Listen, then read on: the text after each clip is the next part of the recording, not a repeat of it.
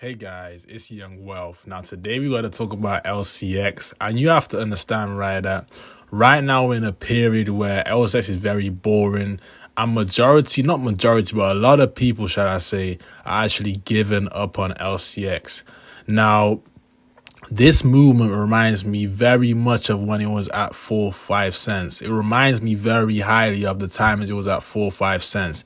It was stuck at that for so long, and literally the pattern we see here on the last month, if we just go on trading view for a second, the pattern we see here for the last month or so of consolidation is very similar to the pattern we seen back when it was at 5 cents. Okay, now one thing you got to understand is that you can take this as two things, right? You can say this is, okay, I'm going to buy more in the accumulation phase, or you can take this as, you know what, we are too late. The pump is already done, okay?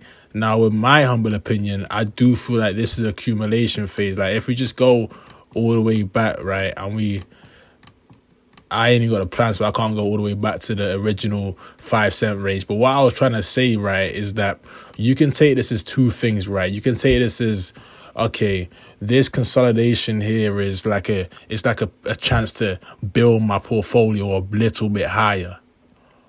Or you can say, you know what, I'm going to sell. Now, both strategies could be true. Like, two things can be right at the same time. But in my humble opinion, like, I feel like when there's opportunities like this with a coin, now there was someone in my comment section that says that, well, this coin is kind of centralized, don't you think? Now, I will agree with that. Like, when I was trying to actually sign up for the actual LCX website, for you to buy their tokens, they require you to actually do KYC. You not only have to show your license, you have to show your passport too. So it's a lot of KYC.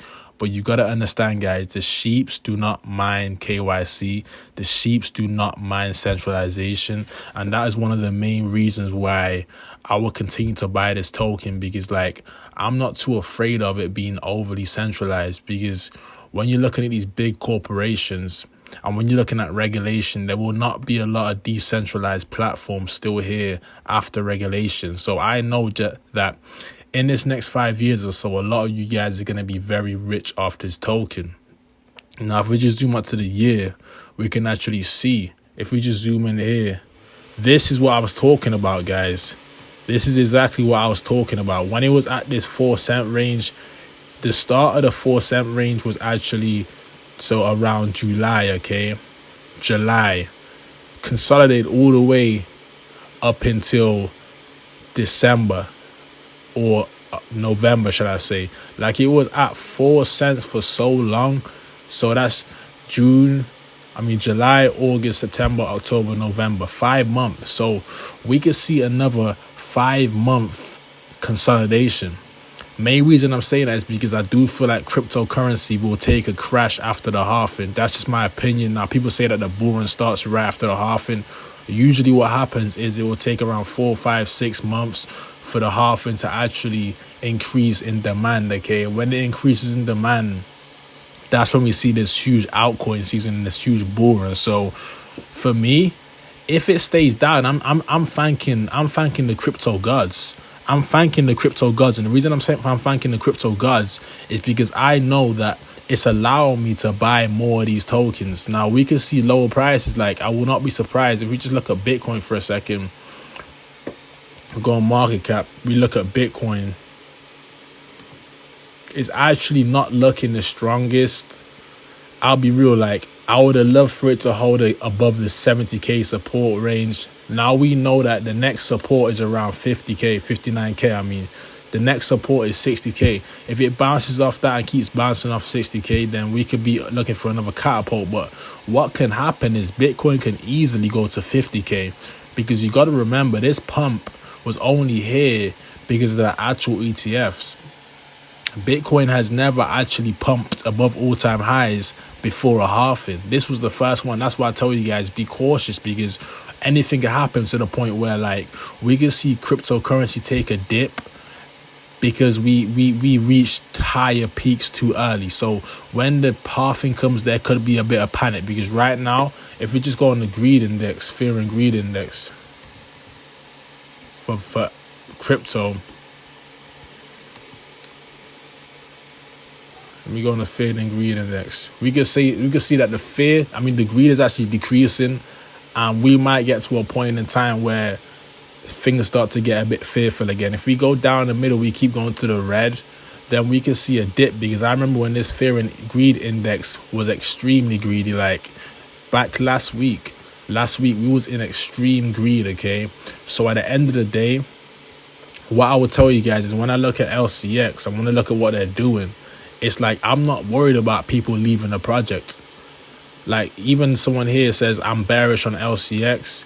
A lot of them people right now are saying they're bearish on LCX, which is nothing wrong with that. But at the same time, there's a great community behind the coin. And once retail gets into this token, I see no reason why we can't hit $2 to $3. I will keep my same thesis, okay? My same thesis. $2 to $3. Like, I'm not gonna be here holding the bag till $10. I feel like we'll reach $10 in the next bull run after this one.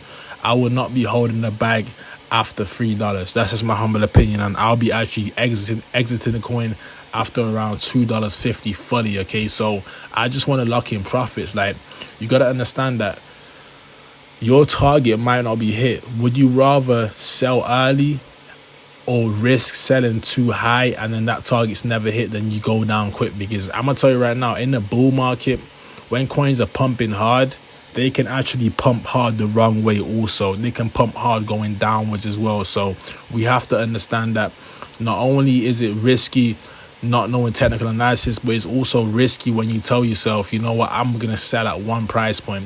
What you're meant to do is sell 10% here, 10% there, 10% here, until you reach a good target to exit 100%, okay? Now, when it comes to LCX, I always hold at least 50K, just in case anything happens. If I hold 50K and it does reach $10, then that's an extra $500,000 to my name. So I'm very excited for the foreseeable future of LCX. And I'm not a person that's actually worried about people giving up, because I know once retail gets in, we will see huge pumps we've never seen before. Like, I don't see a reason why we won't break past the dollar point. I don't see a reason why we won't break past the $10 point and keep going heavy in the markets, okay?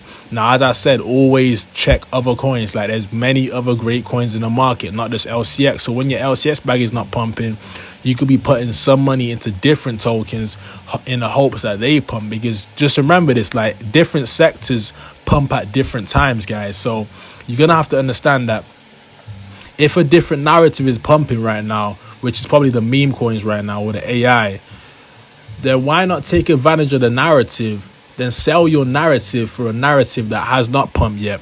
That's what I'll tell you guys. Sell your narrative for a narrative that is still in the red.